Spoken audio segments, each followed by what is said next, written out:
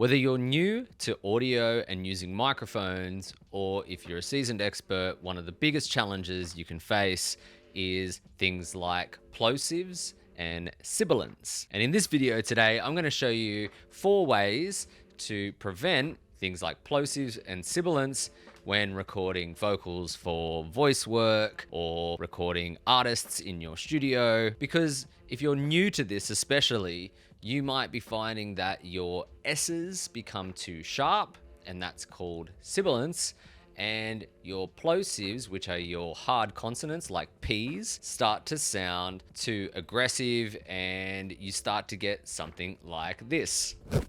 Plosives and sibilance. And there are many ways that we can mitigate these problems when recording, and we're looking at one right now, which I'll get to in a minute. But before we do that, we need to understand why they're actually a problem in the first place. So when we use hard consonants, especially letters like P and K and things like that, we get what we call plosives. And these, you can feel them in your mouth. They're like a bunch of low frequencies that pop into the diaphragm of the microphone. And if we look at our microphone here, what we're looking at there is the diaphragm of a microphone. And depending on the microphone that you're using, this diaphragm might be completely exposed. If those diaphragms are exposed, then they suffer more from plosives. This is true for S's as well. S's can sometimes sound quite exaggerated in certain microphones, and that's because of the same issue. There is potentially no protection on that diaphragm to stop the S sounds that come from our mouth when we express sibilant noises. And if we look at microphones like these, something like an SM57, the SM57 actually has a special kind of capsule head here that excites the high frequencies, but it also has an inherent problem, which is that it is susceptible to plosives, and it's also susceptible to lots of S's. Whereas something like the SM58 has been designed specifically for vocals, and what they've done cleverly on this microphone is put in a pop shield in the actual head basket. And in this head basket, you can see that bit of foam that exists in there, and that works like a pop shield, kind of like this one. But then what you might not know is inside the SM58, it also has this piece of foam here.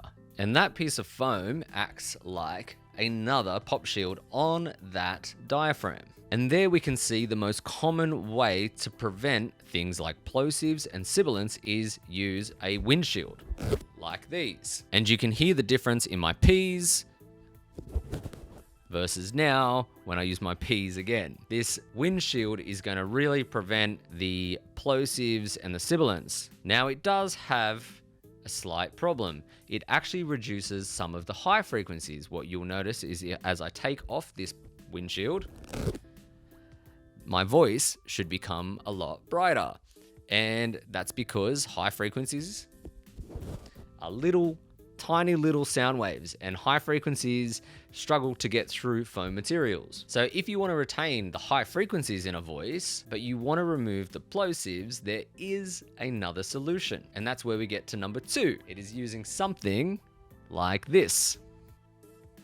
And most of you might be familiar with this. It's just a pop shield. It's a simple, cheap, affordable pop shield. And if you put one of these in front of the diaphragm of your microphone, it will do the same or a similar job as a windsock. Let's have a listen. All right, 4 ways to prevent plosives when using a microphone.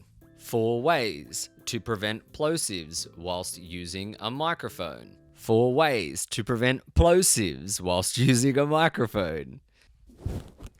And what you should see there is that the plosives become reduced because of that windsock, but we retain a little bit more of the high frequencies that might be desirable in a vocal recording. Now, these 2 methods are very commonly used to reduce things like plosives and sibilance in a recording, but there are 2 other much more simple, rudimentary ways that you can reduce plosives and sibilance in a vocal recording without the need for a pop shield or a pop filter. And you might be asking, why would I not want to use a windshield or a pop filter on my vocals? Well, there's lots of reasons for this. Maybe this is removing too much high frequencies.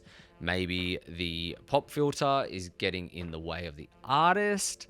Maybe it's for video purposes. Maybe we don't want a pop shield in front of the artist's face, or maybe someone's using a condenser mic for something like live streaming. And in those cases, a pop shield might be getting in the way and obscuring the artist's face. And even with this microphone, with this big windsock, it starts to obscure my face if I don't place it correctly, and that might be undesirable. So there are a couple of other things, simple things that we can use that are a little bit tricky, but we can utilize these techniques to reduce plosives and sibilance. And that's where we get to number 3, which is a really, really simple thing. And it's just moving a little bit further away from the microphone. And you can see if I get right on top of the microphone here, the sibilance might be exaggerated because I'm closer to the microphone, but definitely things like plosives will become a problem the closer I get to the diaphragm. So if I move further away, now the plosives shouldn't be as exaggerated because they're low frequencies. Plosives are generally low frequencies that can build up on the diaphragm and wrap around them and cause problems. But if we move just a little bit away from the microphone, now our plosives aren't as exaggerated. On top of that, you can get your artist or your singer or voiceover artist to just concentrate on those plosives and maybe use a bit more subtlety. Instead of saying things like plosive, they just say plosive, and you can soften them yourself as well. So that's one really simple, rudimentary way to just reduce those problems in a microphone. Now, just remember, some microphones like the 7B sound better when you are closer to them. So this might not be a solution for all occasions. And that leads me to my 4th and final solution for reducing plosives and especially sibilance in a vocal recording. And this is a tricky one, but what you can do, especially when it comes to sibilant information, if you want to reduce the high frequencies, which sibilant sounds like s and sh, what we refer to as sibilants, those S-y kind of sounds, you can reduce them quite simply by turning the mic, what we call off axis from the sound source. And what you should see here, if I have my microphone and I just turn it slightly away, the high frequencies roll off. We actually create a high frequency roll off there. And that can be very useful for just reducing some of the S's and kind of tame how aggressive they are in a recording. Now, you can do this a bunch of ways. You can turn it to the side. Some people like to turn it up away towards the nose, and some people like to turn it down more to the chest. Now, what you should remember is if you turn the microphone towards the nose like this, it can potentially get a little bit more nasal. If you turn it down towards the chest, it can become a bit more chesty sounding. And these might be something that you actually want in a vocal, or maybe you don't want those. And so this solution, whilst very rudimentary, might become a bit of a problem. And the other caveat with this method is that certain microphones, like dynamic microphones, don't always sound great when they are put off axis, like this or this. So that technique might work really great with things like condenser microphones that deal with better off-axis frequency response, as opposed to something like a dynamic microphone where dynamic mics kind of have funny issues with their frequency response once they're off-axis. They sometimes can sound harsh sounding. So that solution is maybe not for all occasions, but a good solution nonetheless. So there you have it, just 4 really simple, cost-effective ways to get better vocal recordings in your productions, be it for podcasting or voiceover work or vocal recordings in a music production. Hopefully you found this information helpful, and if you did, please hit that like button down below and subscribe. And to those of you that have newly subscribed to the channel, thank you so much. The channel is slowly growing. I've been away for a minute, but I really appreciate seeing people still subscribing to my content. Anyway, that's just a quick one for today. I'm Mitch from the DIYrecordingstudio.com. I'll catch you soon.